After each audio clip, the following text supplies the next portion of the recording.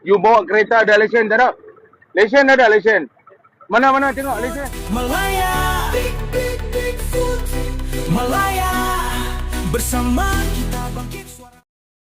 Tengoklah video ni korang. Selamba je bawa kereta dekat jalan raya Malaysia tapi satu dokumen pun tak ada. Lesen tak ada, pas pelancong pun tak ada. Bila ditanya, bagi alasan tak masuk akal pula tu. Jalan raya kita ada undang-undang. Bukan boleh main redak ikut sesuka hati. Kalau jadi kemalangan atau libatkan nyawa orang lain, siapa yang nak bertanggungjawab? Ingat ya, nak duduk atau cari rezeki dekat negara orang, hormat undang-undang. Jangan ingat boleh terlepas. You bawa kereta ada lesen tak ada? You bawa kereta ada lesen tak ada? Lesen ada lesen. Mana tengok lesen. Tak ada. You punya lesen mana? Lesen tak ada. Tak payah pakai lesen lah. Internet mana you punya lesen? Mana boleh international lah? You rumah apa? Dunia. Habis?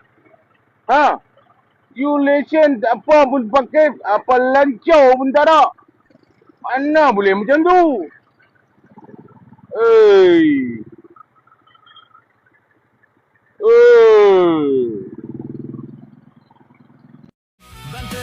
Segala noda desa kuasa buka mata.